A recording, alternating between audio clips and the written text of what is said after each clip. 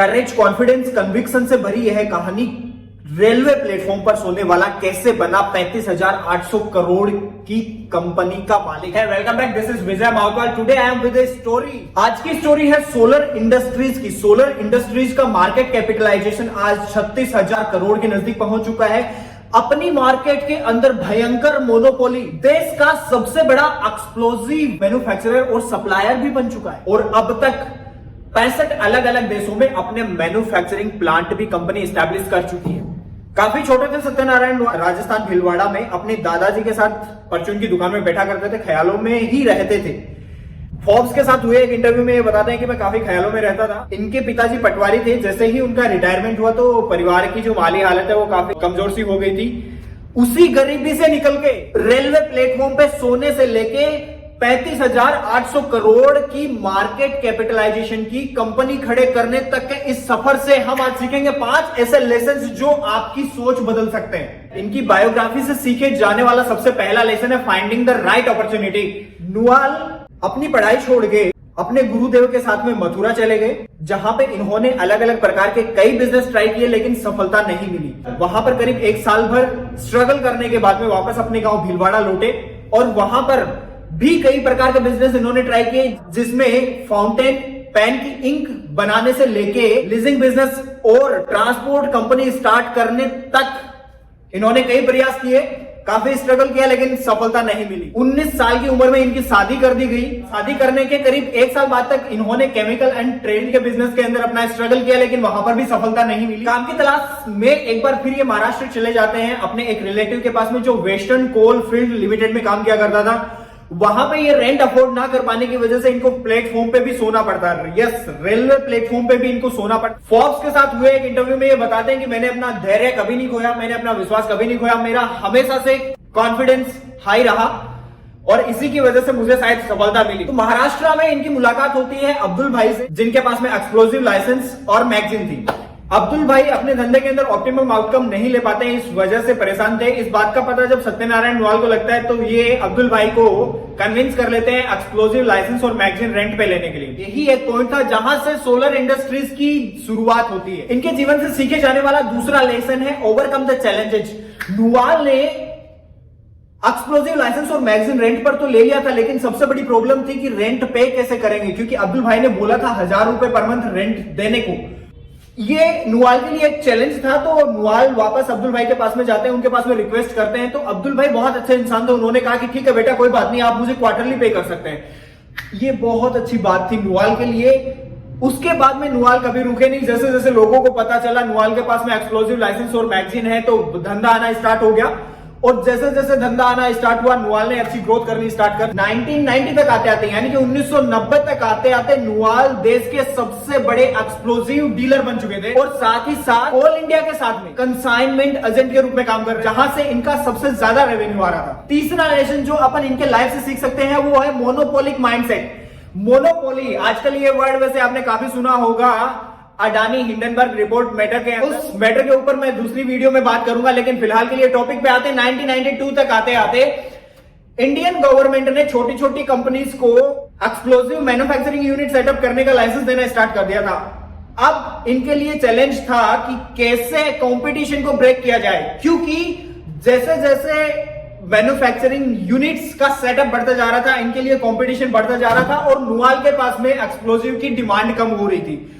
इन्होंने देखा कि केवल ट्रेडिंग लाइसेंस का होना ही इनफ नहीं है, यदि मार्केट में बने रहना है तो मैन्युफैक्चरिंग यूनिट सेटअप करनी पड़ेगी और 1995 में इन्होंने नागपुर में अपने सबसे पहला प्लांट सेटअप किया। चौथा लेसन जो हम इनकी लाइफ से सीख सकते हैं वो है रिस्क टेकिंग फैक्टर। इनका हमेशा से हाई था, तो रिस्क टेकिंग एबिलिटी इनके पास में कैसे डेवलप हुई? जब इनको 1992 में ये महसूस हो गया था कि अब मैन्युफैक्चरिंग यूनिट सेटअप करनी पड़ेगी, एट द टाइम इनके लिए सबसे बड़ा चैलेंज था फंड, जो अपने आप में बढ़ते कंपटीशन की वजह से एक बड़ी रिस्क भी थी।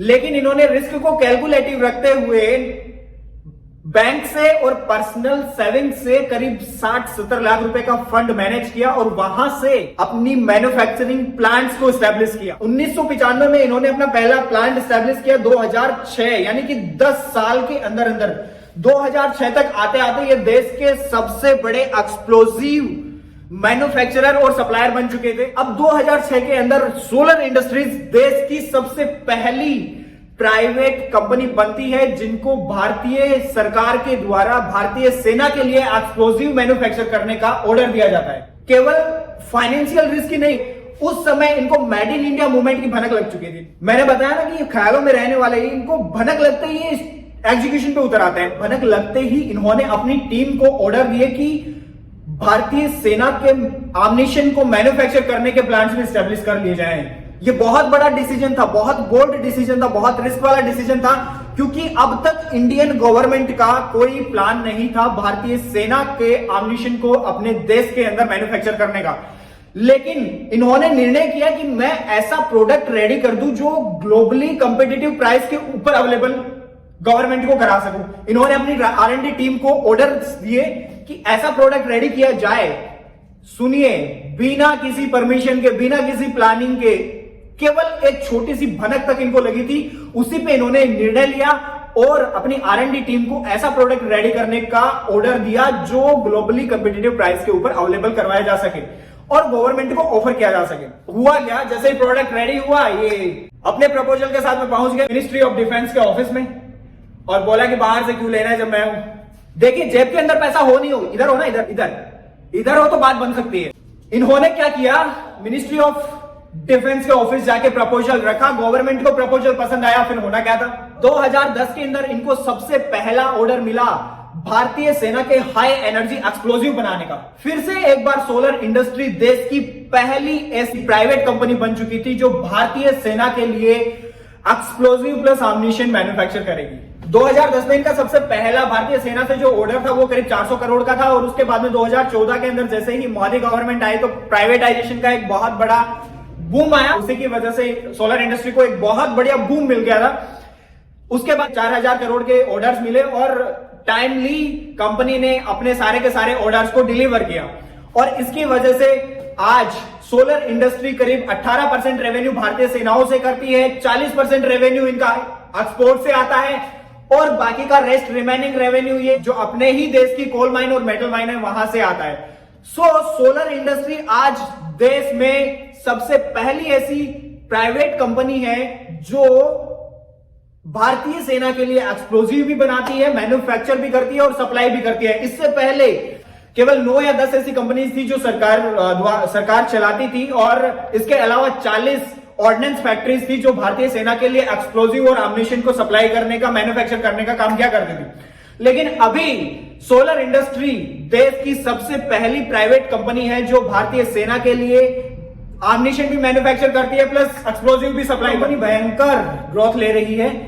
भयंकर ग्रोथ की यदि बात करूं तो कंपनी साउथ अफ्रीका के अंदर, घाना के अंदर, नाइजीरिया के अंदर और कई देशों के अंदर, मैंने बताया 65 अलग अलग देशों के अंदर अपने मैन्युफैक्चरिंग प्लांट एस्टेब्लिश कर चुकी है।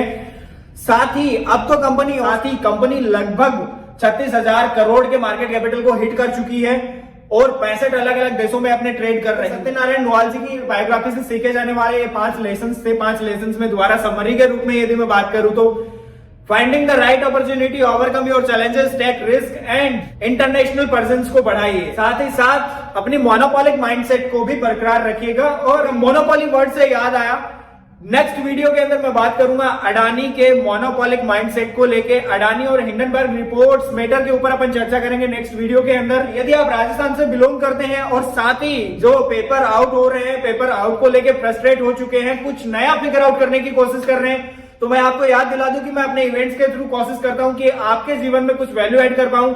आज मैं वीडियो के माध्यम से ये बात आपको बताना चाहता हूं। मेरा कंसल्टिंग फर्म आपको पूरी हेल्प करेगा। जो नीचे बोर्ड लाइन नंबर दे रखे हैं इन पे कॉल करिएगा और पता करिएगा क्या आप फिगर आउट नया कर सकते हैं, क्या अपॉर्चुनिटी आपके लिए फिलहाल मार्केट में अवेलेबल है, उसका आप फायदा उठा सकते हैं।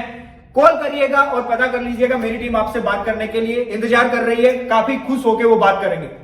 So thank you so much. आपने वीडियो को देखा, बेल आइकन हिट कर सकते हैं, सब्सक्राइब भी कर सकते हैं और किसी के साथ में शेयर भी कर सकते हैं।